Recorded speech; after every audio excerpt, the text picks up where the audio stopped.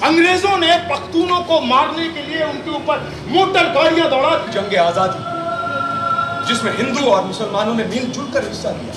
माफ कीजिएगा हुजूर, मैं एक मेवाती हूँ और हम मेवाती लोग योद्धा होते हैं। पटेल साहब, हम आपसे पूछते हैं कि आपकी धोती में और कितने पैबंद लगाऊं? बताइए। पकड़ो उधर से। देखो, ये एक धोती से 2 कुर्ते बन जाएंगे। और एक कुर्ते से 2 तौलिए, और एक तौलिए से 2 तकिए के खोल, और एक तकिए के खोल से 2 अंगोछे, और एक अंगोछे से 2 रुमाल। जनाब दर्जी, ये खादी है, खिलवाड़ नहीं। नमस्कार दोस्तों, इससे पहले भी आपने मेरे कुछ वीडियो देखे जो कि रंगमंच उत्सव भोपाल और राष्ट्रीय नाट्य विद्यालय में ट्रेनिंग के दौरान किए गए कुछ नाटकों के फोटोग्राफ मात्र थे। इसी की दूसरी कड़ी में मैं अपने कुछ नाटकों के अनुभव आपसे शेयर करना चाहूँगा और साथ ही साथ उन निर्देशकों के बारे में भी हम बातचीत करेंगे जिनके निर्देशन में मुझे मेरे कैरेक्टर को संवारने में उनका बड़ा योगदान रहा।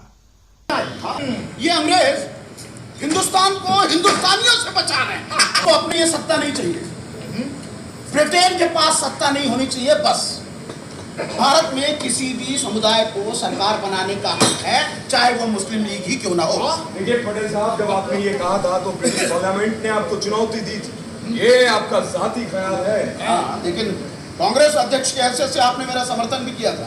मुझे इस प्रस्ताव में खतरा नजर आता है। हमें जल्दबाजी से काम नहीं लेना चाहिए। गांधी जी हरगिज शांत नहीं बैठेंगे, वो जरूर कोई ना कोई कदम उठाएंगे। देखिए, हम इसमें कुछ भी गवा नहीं रहे। कुछ लोग गैस से निजात पा जाएंगे और वो गैस जरा लोगों के लिए काम कर सकेंगे। और ये तजवीज गांधी जी को भी पसंद आएगी। अंग्रेजों से रिहाई की तरफ। इसीलिए नदियों की रियासत बंगाल टूट गई। मछुआरों को मछली मारने की इजाजत नहीं, मजदूरों को जहाज से अपना माल भेजने की इजाजत नहीं, लाखों की रोजी रोटी छिन रही। तो अभी आपने ये जो वीडियो देखा, ये त्रिपुरारी शर्मा द्वारा निर्देशित नाटक आजाद मौलाना के कुछ दृश्य हैं। त्रिपुरारी जी के साथ मैंने 2 नाटक किए हैं, एक तो दारा और आजाद मौलाना। मैम के साथ काम करने का अनुभव ये रहा कि मैम किसी भी नाटक की कथा वस्तु के साथ साथ उनके पात्रों को बड़ी बारीकी से संवारती हैं। घबराओ नहीं, मुंह खोलो। भाई, ये फौजी डॉक्टर दांत तो निकाल देता है, लेकिन उसकी जगह पे नकली दांत नहीं लगाता। कहता है फौजी हुक्म है। ये मेरे उन मित्रों के लिए ही है जो अक्सर मुझसे सवाल करते रहते हैं। अगर आप किसी चरित्र को कर रहे हैं तो आप एक बार उसके स्पीच को, उसकी लाइनों को पढ़ेंगे या पूरी स्क्रिप्ट पढ़ेंगे। स्क्रिप्ट पढ़ने के बाद आप अपने कैरेक्टर की लाइनों को पढ़ेंगे।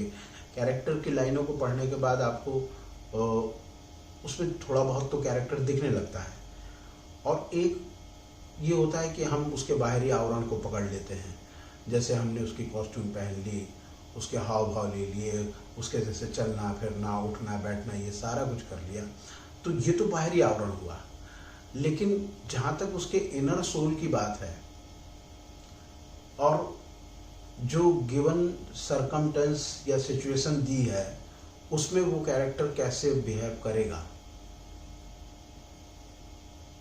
वो उस कैरेक्टर की इनर सोल वाली बात होती है। तो आप जब तक वहां तक नहीं पहुंचेंगे तब तक वो आपका कैरेक्टर एक तो फुलफिल नहीं होगा और ट्रुथ के साथ सामने नहीं आएगा। देखते साथ कोई भी कह देगा कि नहीं ये तो फॉल्स कर रहा है।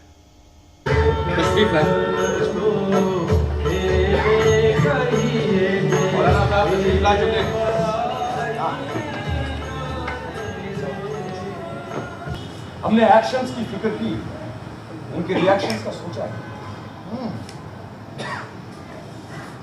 हम अहमदनगर में फूलों को संवारते रहे और मुस्तकबिल पास से गुजर गया।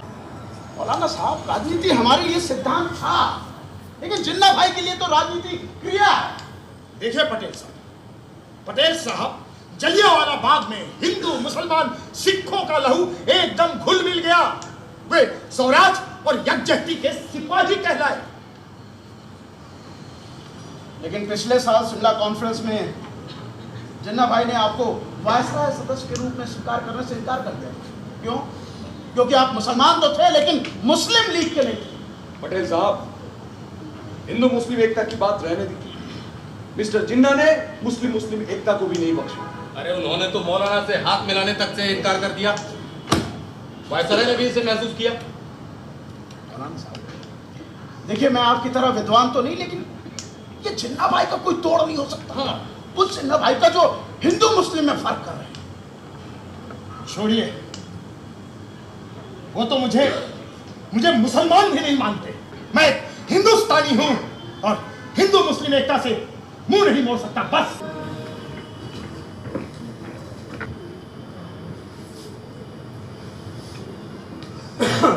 जिन्ना भाई कहते हैं कि पाकिस्तान हमेशा से मौजूद था। पाकिस्तान को हिंदुओं के आचार दुराचार से कोई लेना देना नहीं। पटेल साहब, वो तो ये भी कहते हैं, सदियों से एक साथ एक गांव में रहने के बावजूद हिंदू मुसलमान कभी एक कौम हुए ही नहीं। इसलिए पाकिस्तान का मुतालबा अहम फितरी है। पाकिस्तान का इस्लाही मेरे लिए नाकाबिले कबूल है।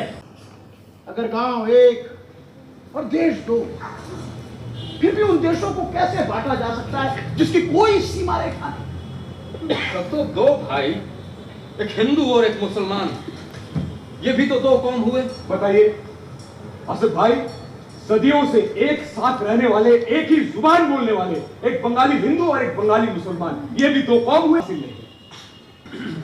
मौलाना साहब, सिद्धांतों के लिए अब देर। पटेल साहब, एकता की आजादी के लिए कभी देर नहीं होती। देर हो चुकी है मौलाना साहब।